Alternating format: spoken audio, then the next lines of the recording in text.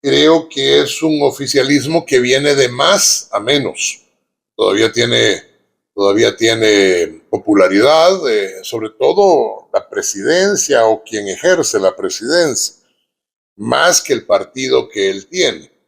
Usted ve en las encuestas serias, evidentemente hay todo tipo de encuestas, y uno pues si hace una referencia para hacer un estudio, pues tiene que ocupar las encuestas serias, no las encuestas pues pagadas, ¿verdad? Es decir, qué sé yo, uno paga por una, ¿cómo se llama? Presea falsa, ¿verdad? Qué sé yo, el maquilismo de oro, ¿verdad? Y entonces uno paga por eso y le dicen lo que uno quiere oír, ¿no? Pero vamos a ocupar, por ejemplo, la encuesta de la UCA. La encuesta de la UCA, la popularidad de Nuevas Ideas está bastante disminuida. Cuando le preguntan a la gente por quién va a votar, más del 50%. Y esto es bien interesante, porque el único que ha dicho que va a competir ha sido Mr. Bukele. La oposición, precisamente por la represión que existe en la dictadura, quiere mantener el nombre de sus candidatos hasta el último momento. Esto quiere decir que dentro de 15 días vamos a tener que decirlo porque la ley así lo dice. Pero, pero antes de eso hemos tratado de mantener el nombre el mayor tiempo oculto. Entonces, ¿quién compite con Mr. Bukele? Aparte de que es inconstitucional, pues hasta hoy nadie. Entonces, ¿qué es lo único que podría contestar alguien que no estuviera de acuerdo con Mr. Bukele?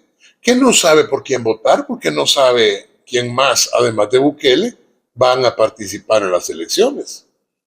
Y resulta que más del 50% contestaron que no saben por quién votar. Eso es bien interesante. Cuando se habla de partidos políticos. Por el otro lado, Bukele sigue teniendo popularidad, pero está bastante menguada.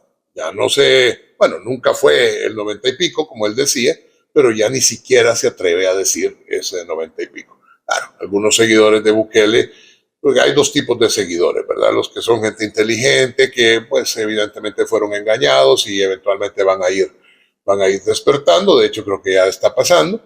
Y del otro lado están los que ven en Bukele una especie de mesías y ya es un acto fanático en donde todo está bien porque lo hace su líder.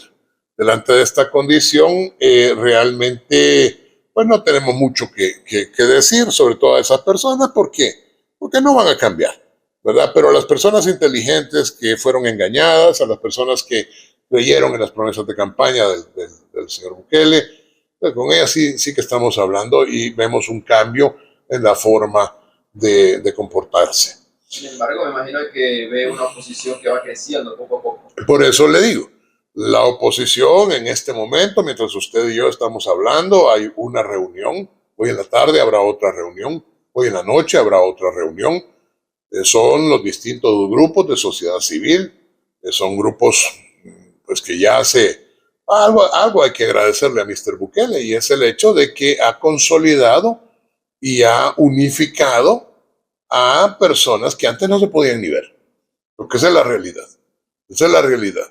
¿Por qué? Porque todos ven un mal peor, que es la pérdida de la democracia, la pérdida de la república, la pérdida de la institucionalidad, un organismo único, represivo, que si usted le cae mal porque usted tiene cara de gente joven y a ellos se les ocurre simplemente que alguien joven va a ser un marero, lo meten preso. Y no estamos defendiendo, una vez más, lo volvemos a repetir, a ningún culpable. Esos que paguen con la cárcel, pero para eso se necesita saber quiénes son culpables y quiénes son inocentes. Y desafortunadamente, este hombre, el señor Bukele, realmente cree que está en un feudo. Cree que él es el señor feudal y cree que él puede decidir quiénes viven y quiénes mueren. Y eso no es así. Ese es el punto. Entonces toda esta gente se ha empezado a despertar y ha empezado a darse cuenta, puchica. Uy, perdón que se iba a caer aquí esto. Este, ¿cómo se llama? ¿Quiénes son verdaderamente los que son peligrosos? Muchas personas, yo conozco un montón de personas que votaron por Mr. Bukele y que realmente se nos han acercado y nos están diciendo, no, esto no puede seguir, el tipo se volvió loco, el tipo realmente quiere hacer todo lo que quiera hacer sin ningún control. O sea, ya la próxima es que va a exigirle a Disney que lo nombren el próximo guardián de la galaxia. O sea, realmente ya no está de acuerdo, no está de acuerdo. Le están haciendo daño un montón de cosas. Y entonces, un montón de cosas. Y entonces, realmente, ahí estamos, en una oposición que tiene que mantener el perfil más bajo el mayor tiempo posible por el miedo a la represión y un gobierno dictatorial que realmente pues ha perdido gran parte de esa popularidad. Y si no, detengámonos un minuto, Gabriel. Dígame si están tan seguros en el oficialismo, ¿por qué quieren cambiar las reglas del juego? ¿Por qué han adoptado y han aprobado una serie de leyes en donde el día antes de las elecciones pueden cambiar las reglas del juego, pueden disminuir el número de municipios, pueden disminuir el número ¿cómo se llama?, de diputados? Están haciendo que la gente en el extranjero pueda votar por un mes, en cambio los salvadoreños de El Salvador solo pueden votar 8 horas. ¿Por qué? De hecho, hablando en ese punto en específico, hace 2 o 3 días el analista Carlos Araujo nos hablaba de muchos escenarios electorales que pueden suceder, ¿sí? Sobre todo pues, por el voto en el exterior. Así es. ¿Cómo percibís vos ese voto en el exterior? ¿Crees que tendrá alguna incidencia?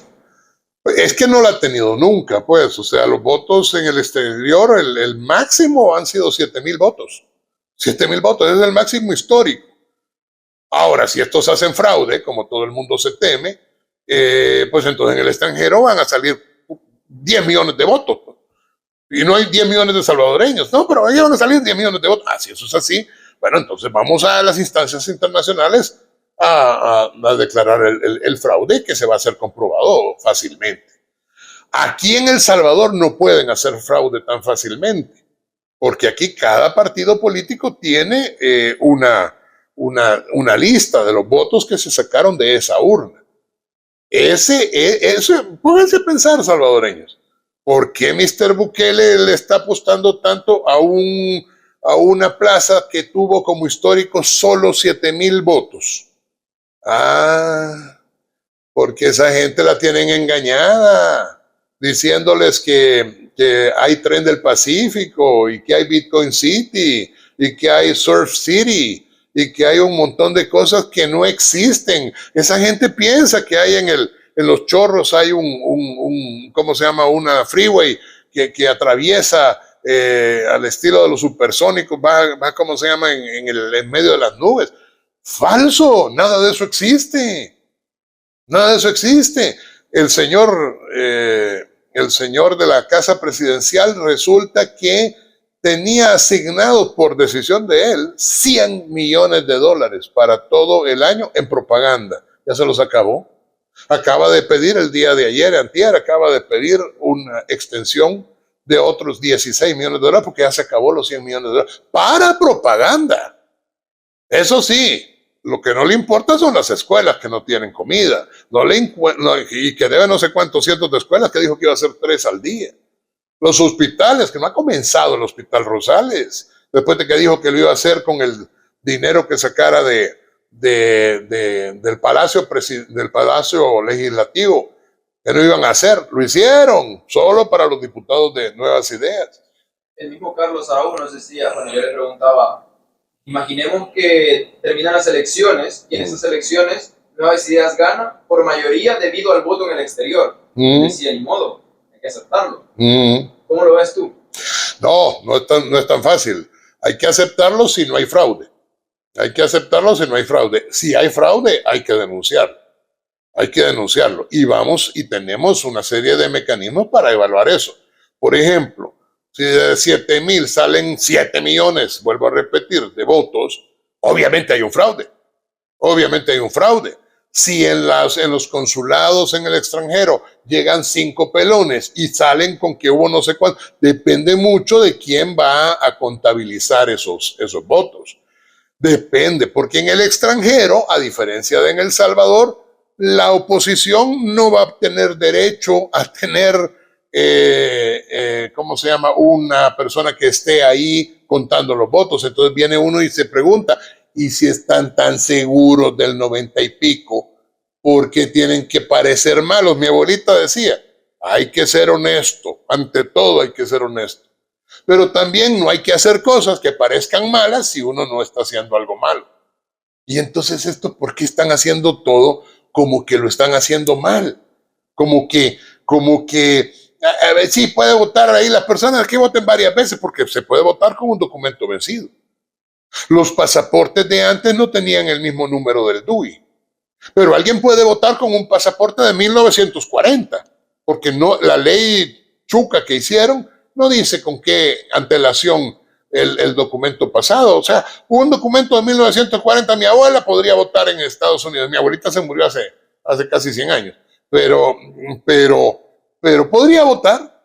Entonces, si mi abuela votó en Estados Unidos, nosotros vamos a denunciar un fraude. Y actualmente se está gestando una cierta problemática, un cierto conflicto en el Tribunal Supremo Electoral.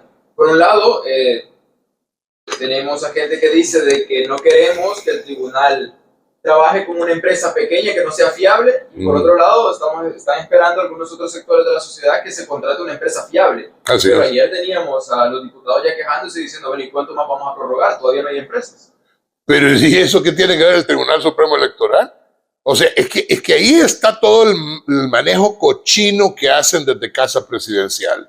Los empleados de Casa Presidencial que puyan botones en la Asamblea, es decir, los disque diputados que realmente, ese señor, a mí me caía mejor el tal Mico Cholco cuando se reía, era amable, se reía. Ahora, desde que le dijeron Mico Cholco ya no se volvió a reír. Yo no sé por qué no se pone el diente, si eso lo tiene avergonzado. Señor Castro, póngase el diente. Si no tiene pisto, venga, yo le voy a ayudar. Pero realmente ríase de nuevo, porque ahí anda amargado por todos lados, ahí en la Asamblea, y resulta que en esa amargura anda insultando a los periodistas y le preguntan algo que no le gusta, los deja hablando solos. Está saliendo el alter ego del oficialismo, que es, desafortunadamente, lo pongo a él de ejemplo, pero así son todos. Son totalmente soberbios. No toleran una pregunta que no les gusta. Vaya a hacer el ejercicio científico. Váyase allá, pregúnteles algo que no le gusta. Lo van a dejar en visto y le van a dar la espalda y van a empezar a hablar de otra cosa. Así son. No es el señor Castro nada más. Ese es uno de los impresentables. Pero hay un montón. Hay un montón. En general, así es el oficialismo. Entonces, verdaderamente ahí están exigiéndole a los señores magistrados que hagan algo ilegal, porque eso es lo que le están exigiendo. Les están diciendo, contraten a alguien aunque no tenga ninguna carta, aunque no tenga experticia. Y vienen nosotros, ayer salió el señor Wellman diciendo pues que no tenemos ninguna empresa que cumpla los requisitos, ¿cómo la vamos a contratar? Palabras más, palabras menos. ¿Y qué le dicen los diputados? Contrátela aunque no tenga los requisitos. Hombre, ya tenemos el resultado, solo tenemos que hacer las elecciones. No, hombre, esas son sinvergüenzadas del oficialismo. Sinvergüenzadas. Pero lo que pasa es que están quedando al descubierto. Vuelvo a repetir, si uno está tan seguro de la popularidad, ¿cuál es el miedo? ¿Cuál es el miedo? Porque andan bloqueando las marchas de la oposición, porque tienen a todos los guardias pretorianos parando los buses que estaban entrando a San Salvador el 1 de mayo. ¿Cuál es el miedo? ¿Por qué realmente responden con tanta hostilidad a cualquier persona que pregunte algo que no le gusta? ¿Cuál es el miedo? Te lo pongo así. Esta es la gran pregunta del millón. La reelección presidencial, ¿lo ves como una ilegalidad total o más bien como un acierto democrático? No puede haber un acierto democrático cuando se rompe la Constitución. Pero la población lo quiere. Eso no lo sabemos. Eso no lo sabemos. Tú tenés unas reglas del juego. Y esas reglas del juego son para todos. Aquí Mr. Bukele nos está diciendo, juguemos Monopoly. Entonces venís tú y en Monopoly, no sé si lo han jugado alguna vez, pero es cosa que uno compra propiedades en un tablero y después las puede vender, hipotecar y cobra cuando alguien pasa por ahí. Y entonces vas a comprar la primera propiedad. Entonces el señor Bukele dice, hemos cambiado las reglas del juego. No, hombre, si aquí están las reglas, aquí dice Monopoly. Sí, pero yo interpreto que la mayoría lo quiere distinto. Así que ya las reglas del juego son que no se puede comprar las propiedades cuando el dado te cayó en 7, que es exactamente lo que te acaba de caer a ti. Y entonces, y a la siguiente viene él y le cae en 7 el dado, compro la propiedad. Pero si acabas de decir que no se puede. Así, pero acaban de cambiar las reglas de nuevo y ahora solo se puede comprar propiedades cuando el dado cae en 7. Eso es lo que estamos jugando aquí. Estamos jugando, hay reglas del juego, del Monopoly. ¿Cómo se llaman esas reglas del juego? Constitución. ¿No te gusta la Constitución? La mayoría no quiere la Constitución. Excelente. Se hace una asamblea constituyente y después de eso se cambia la Constitución. Hay normas para cambiar la Constitución. Y la otra forma, la frecuente, esta asamblea que la tiene Bukele, ¿cómo se llama? Cambia las normas constitucionales que no le gustan y la siguiente asamblea la ratifica con 2/3 partes siempre que no sean las cláusulas pétreas, Gabriel.